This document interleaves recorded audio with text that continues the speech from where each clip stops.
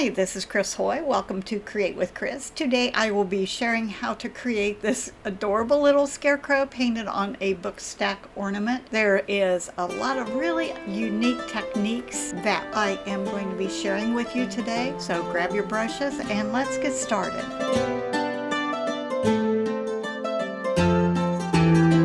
I did a set of 3 ornaments and I love how they all turned out, but today I am just going to focus on the scarecrow. Today I'm using Folk Art chalk paint, and this is sheepskin, and I wanted to try this because it doesn't require any prep work, and it has a nice opaque coverage. I thought it would be fun to try it on the ornaments to see what a difference there was between the acrylic paint and the chalk paint. Absolutely love the way it goes on. It's a nice opaque coverage. It's easy to smooth out. However, because of the dark surface of the ornament and the light color of the paint, I did have to put on 2 coats. I'm using the flat of my knife and Castle, which is a beautiful earthy color, to create this wood grain effect. And I just take the flat of my knife, slide it through a slim puddle of paint on my palette, and then just scrape it across, and it creates this beautiful wood grain effect. Next, I want to enhance the division of those 3 planks, and I picked up Java. Again, this is a chalk paint. It just floats on beautifully. I'm using my 1/2 inch awesome angle, which has a longer length to it. Fair amount of water so that I can float the length of the ornament without having to go back and reload. The paint's wet enough that I can move it around. You can see when I first touch down it's pretty strong, but I have enough paint on my brush to carry the length of the ornament. It makes it super easy to cover. The extra length of my awesome angle gives you that much more paint power.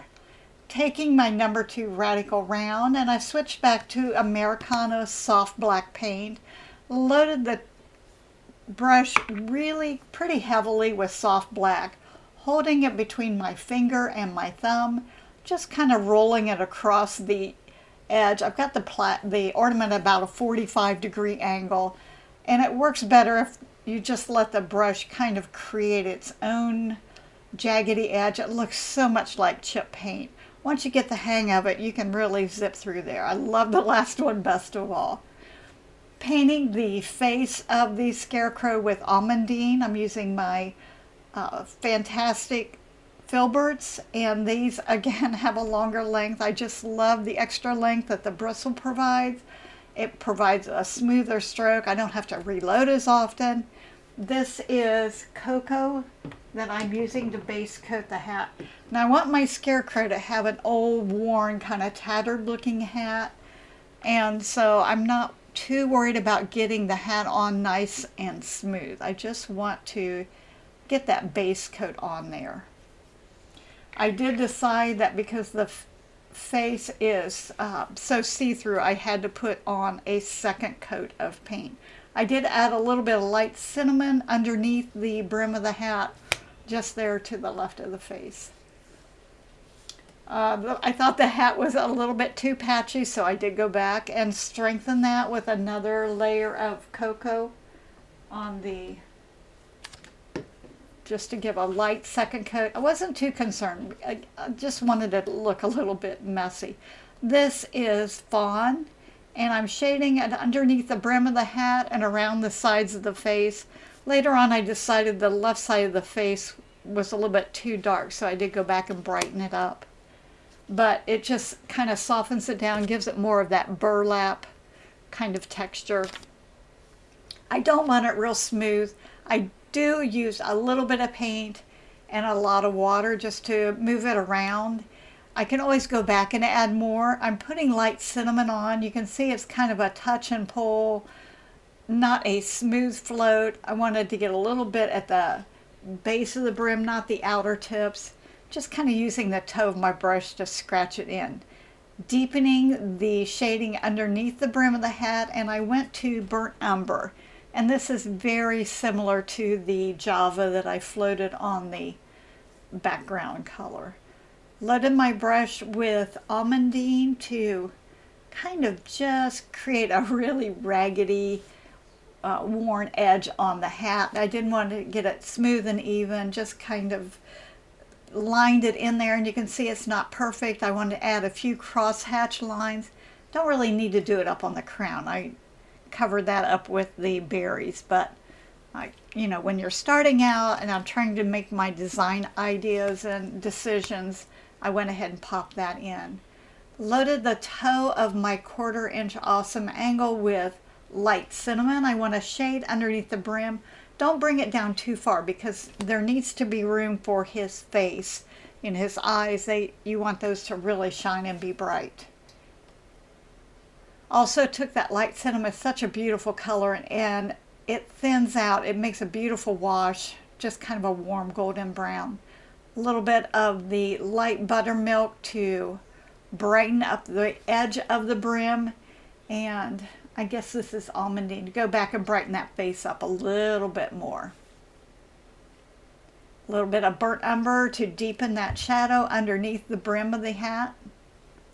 And above the hat band on the right side, my light source is the top and the left, so the bottom and the right is going to be the shaded parts. I always forget to remove my tracing lines, so I'm using my Mono Zero eraser to erase those. The eyes are soft black. I'm using my painter's pal. You can paint them, but oh my gosh, the painter's pal makes those eyes just absolutely perfect. Same thing for the nose. This is the Angle Mate. These are a set of templates that I created to make my life easier, and believe me, they will make your life easier as well. This is my brand new brush, the Diverse Dry Brush. I've loaded it with red spice. Wipe it off on a paper towel and just gently dry brush to the desired intensity. Makes absolutely beautiful cheeks. The eyes and the nose are definitely going to need a second coat, using my Spectacular stencil brushes, which are super soft and easy to work with. A little bit of aqua sky in the eyes. This is my magic color, and we'll come back to that a little bit later on. Thin down soft black using my Epic Script liner to add eyelashes, eyebrows, and both eyes. Add a dip dot of Snow White in the top left to add that little extra sparkle. I've loaded my Epic Script liner with Snow White to put a little comma stroke highlight in the bottom right hand corners. Make sure that they kind of match. They don't have to be perfect, but they need to be similar in size. Shading on the bottom of the nose and up the left side with a little bit of Heritage Brick to give some more dimension, and a little tiny highlight of Baby Duck to brighten that nose up. The mouth stitching is added with soft black and my Epic Script liner. Make sure the paint's thinned down enough that it just rolls off the brush. If you have to work it, it's not loaded correctly. Just add a little bit more water and it's going to be a beautiful, easy stroke. And I want to make sure the eyes, the nose, and the mouth all look like they're in the face, not just stuck on top of the face. So I'm taking a little bit, a very, very little bit of thinned light cinnamon to shade around the eyes, the nose, and the mouth stitches. That just kind of helps set them in and help them to look like they belong on the face. Don't let it get too wide. I use the clean part of my brush to wipe off any excess, but I'm putting it under each stitch, not under the entire mouth, and it just adds so much. It makes such a big difference. The headband, I wanted it to not look brand new, so I just kind of let the brush kind of stroke it in. I had so much fun on the hair. I decided I wanted to try using a palette knife to put the straw in, and I love how it turned out. I just took the edge of my palette knife, and you only need to use about a 1/2 inch or so of the edge, and I just pull it through the paint and then just pull it down from the brim of the hat. Don't have to worry about getting real tight up to the brim because there's a lot of shading there. You just need it to be fairly close and it'll work out. There's going to be several different layers, so it doesn't have to be real solid and heavy. But look at the texture on that. I just love how it turned out. Now I'm adding some cocoa strokes through that, and it's going to help fill and give more volume to the hair, add just a little bit of brightness, so that I guess basically the first layer, the burnt umber, is what I would call the shadow straw, and then this is, you know, getting more of the straw tone colors. But you can add as much, just look what that texture is. It's just absolutely amazing. Little bit of baby duck, and you can see how I pull it through and just pull it down. And I did speed the video up just a little bit, so take your time. You don't have to go fast. It's just a really unique way to add straw texture that is really impressive. I just loved the end results. Are very very unusual, and I thought, gosh, I couldn't have done better with a paintbrush. In fact, I think it would have taken much longer with a paintbrush, and I don't think the results would have been quite as wonderful. And I just take your time, just do little strokes, especially when you get to the brighter colors. Those can be positioned just a little more carefully. I did go back with Snow White and my Epic script liner just to add a few highlights, and I kind of zoomed in on this because I added those mostly on some of the baby duck strokes. I used my white pencil to do my line drawings because they erase with water, so it's really nice. If you're not sure what you're going to do, you can sketch it in right on the piece, and as you paint it, as the moisture hits it, it kind of disappears. I wanted the center of my sunflower to be more of an oval than a round, so I went and used the oval section of my painter's pal, using baby duck and my number 2 radical round to paint the petals. Not being particularly fussy, I kind of like the way that each one is a little bit different. To me, it looks a little more natural and not quite as controlled or stiff. Going in with my Epic script liner, and I stenciled those berries, baby duck too. Painting the leaves with lush green, and then top coating the berries with Canyon Orange. I want those to be kind of bright. It's so easy with the painter's pal. I'm telling you, you don't have to worry about perfect circles, and the sizes are great. Used a little bit of salted caramel to add some shading on those petals. Gosh, it's a beautiful color. It's just perfect over top of that baby duck. Really makes those sunflower leaves, gives them a lot of warmth. Highlighting the tips with a little bit of Snow White just to brighten them up. Remember where the light placement is coming from. Wherever the highlights are, that's the raised part of the petal. I wanted the top of the center of the flower to be a little bit brighter, so I floated a little bit of light buttermilk in there, shaded the bottom edge with burnt umber, and then I added some little dip dots. I always think that adds just a touch of whimsy, and this is such a fun piece. I thought it kind of brightened it up and made it just a little more charming.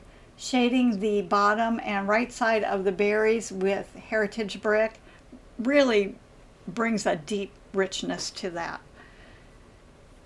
Just a touch of burnt umber. I've got my 1/4 inch awesome angle, mostly water. You can see it doesn't look like there's much there, but I'm adding a hint of shadowing between the leaves, below the petals, underneath the berries, just enough to lift it off the hat and give a little bit of shadowing.